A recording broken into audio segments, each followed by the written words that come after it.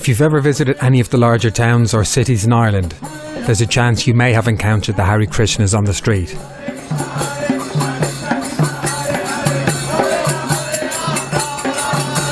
With their saffron robes and shaved heads, they make for an arresting sight. But while most of us might look on curiously for a moment and then continue on our way, a small minority are intrigued enough to find out more. In 1993, Helen Flood and Beryl Walsh were both 15 when they first encountered the Hare Krishnas on the streets of Dublin. We heard drums and the cymbals approaching, and we're like, what's that? And next thing, there's these guys in saffron dresses jumping up and down, and they just looked crazy. They had shaved heads and little ponytails, and they were singing, and they just seemed so happy and just really, they just looked stoned, didn't they? Just really out of it, but really, really happy. And we're like, oh my God, what's a story with them? We want some of that. And some of them were quite cute too. We thought, really cute. Yeah.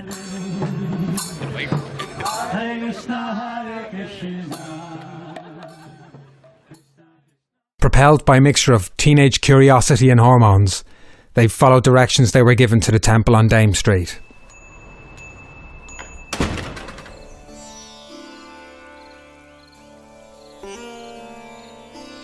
The minute you went in, even to this day, you can remember the smell of it. And then, kind of even the music playing in the background and the books. Everything was so different, wasn't it? Yeah, and the pictures up on the wall. And then you go to the back. So there's a shop at the front and they're selling, the incense, the books. And then at the back is the temple and they've big picture up.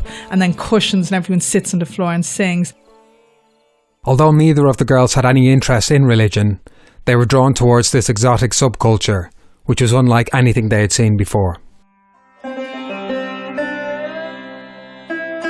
The chanting, the dancing, you kind of got into a trance or something nearly when you were chanting. And then the teachings was so different. The guys, and it was quite admirable that they were all very good looking in their early 20s and they'd given up everything to do this. But even the food, everything about the food was different. It was spices that you'd never heard of and different dishes you'd never heard of. The dress had what they wore, what the women wore, things you'd never seen before. Especially not in Dublin then. Yeah. I remember that the Catholic religion, it was you go to heaven or you go to hell, and that's it. And hell, you're just damned forever. And if you go to hell, you never get back, and that's it. Whereas the Harrys, their God wasn't so evil. And okay, they have a hell, but at least you can get back, you know. It's like you're not damned forever if you do something bad. So I remember thinking, that's cool. I can roll with this. And the reincarnation as well. Yeah. Not when you're dead, you're dead. You can keep going. Yeah. And you might see people you love then too.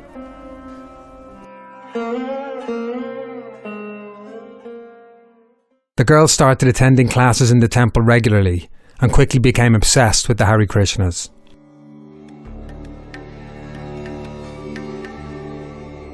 I remember those early days, as soon as we got out of the temple, you just could never get enough, ever. And you'd always be talking about the class and singing, or at the end of classes you'd be trying to hang around or wash up, help, do anything around the temple just so you could stay longer. Yeah, we'd always be singing, and we'd leave the temple and dance down the street, singing Hare Krishna at the top of our voices. Through the city centre? Yeah, and even in Lucan, everyone thought we were a bit mad. We found out after, because we'd just be singing and dancing everywhere we went. We'd be sitting in my house and you'd just be banging things together to, like, the instruments to make the noises. But we'd actually go out wearing sheets, like, because we didn't have the saris, and we'd get a bed sheet and wrap it around us and do that in our local area. So either we're very confident or just absolutely batshit crazy, but whatever it was, I think it was just maybe the youth as well. You don't care, you know, it's just all about you. You're the centre of the universe. And our whole gang, they thought we were crazy, but they definitely accepted it, because a good few of our group came and visited the temple. No, they accepted that we were a part of it. Yeah, it was like a drug that you just wanted more and more and more. It definitely was. Except for there was no drugs in it. No. I don't know, we were disappointed briefly, maybe, because you couldn't get enough of it. Yeah, so then we thought they put it in their food. They had to put drugs in the food. But then, like, after a few days of eating the food and we weren't stoned, we figured out they didn't actually take drugs at all. Yeah. Yeah, that they're actually quite strict around stuff like that. So there's no intoxications at all, even tea or coffee, no caffeine. So yeah, they were very strict.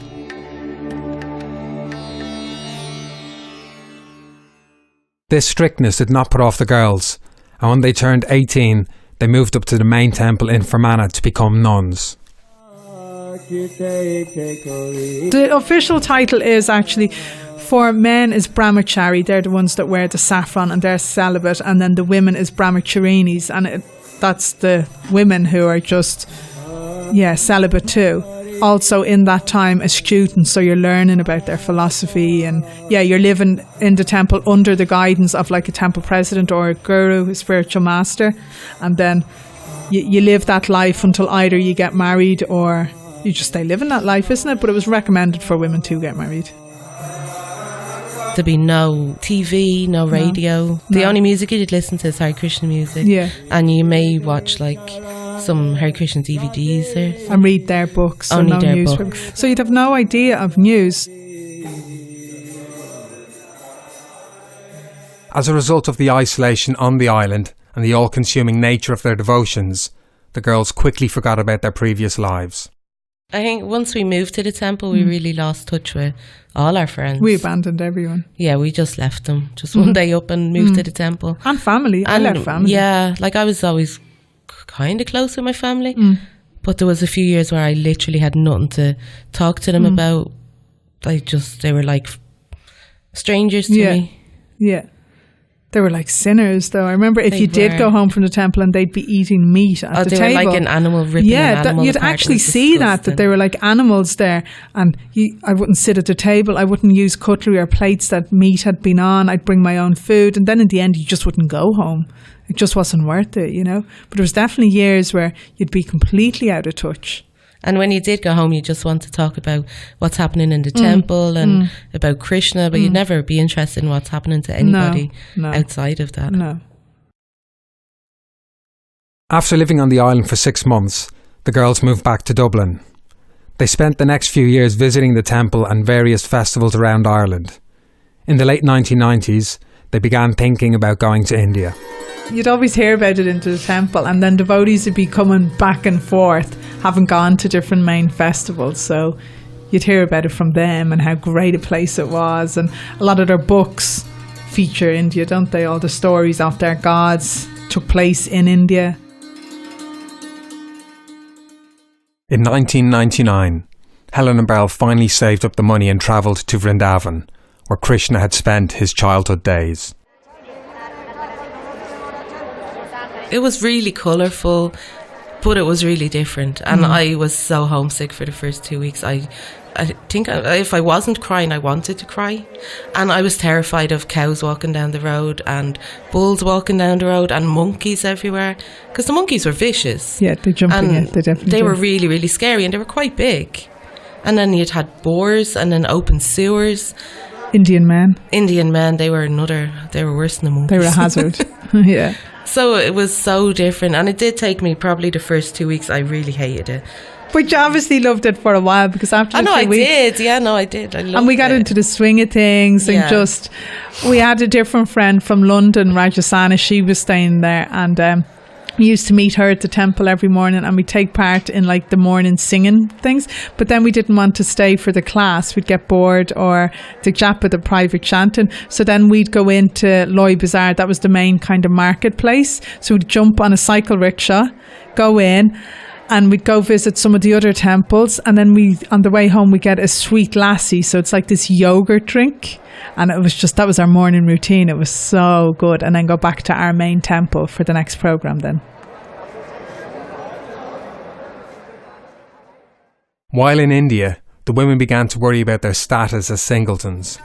We were looking out for men, because some of our friends back in Ireland were already associating, is what it's called when you're going out with someone in the intention of marrying. And they were way younger than us. They were like 15, 16. So we actually felt like we were really old, and we just turned 22 in India, but we felt like we were the grannies and we were going to be left on the shelf. Yeah, 21, 22, we did feel really no old one then. would want us. Yeah. So we definitely were wanting And India would kind of instill that in you too. Yeah, because the girls get married very young. Yeah.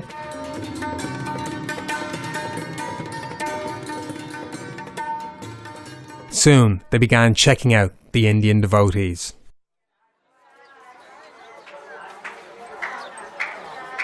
You'd see the different guys around the temple, the devotees, and I suppose because we were hanging out there quite a lot, we got to see certain ones, and Dave Raj, I seen him passing by one day and I just thought, oh my God, he's beautiful. yeah, he was. And then KK came to me and said that One of our friends, one KK. of his friends asked, and I didn't know who he was, but she says, I'll point him out to you when we're going for dinner. And she pointed him out and I was like, oh my God, yeah. He's like asked so if you were beautiful. interested, if you would be interested. So that's how I got with him. And my first date was actually in my friend's apartment. She let me have it for a couple of hours. And we were chatting. It was so awkward. And then I was put with Tarun. It was Dadu. I think he used to do the shoes. He was an older guy and they call him Dadu. That's just an affectionate term for someone who is older. I'm Bengali actually. And he asked about Tarun and if I'd be interested.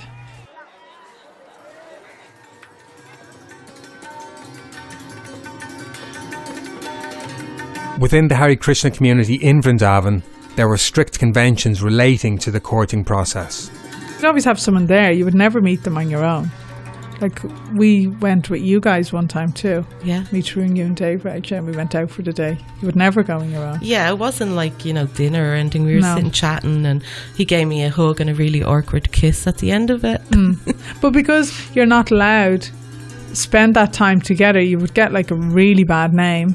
And so you just, if you want to actually get to know them, you can't go out with them. So as a result, like, I was married 2 weeks after I met him. Yeah, and I was married a month after.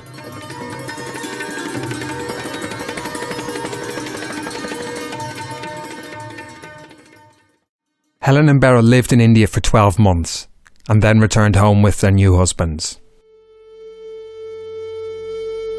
It was great to see my parents. They came to the airport to meet me and I was bawling my eyes out because I actually got really homesick towards the end, and they were hugging me and I was really happy to get home and see the rest of my family. And then after about an hour or two I was ready to go back to India. It was just boring. Everything just seemed grey. The roads, the skies, the buildings, the people, just everything. Yeah, life in India was easier.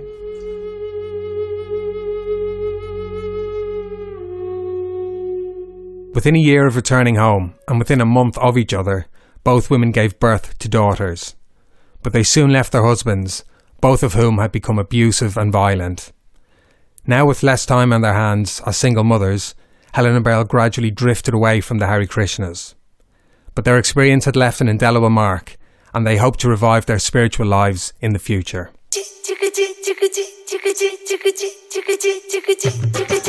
I will definitely go back and live in India 6 months out of the year, in Vrindavan, hopefully, and get deeply into it. Yeah, when I can, when my kids are grown up, definitely.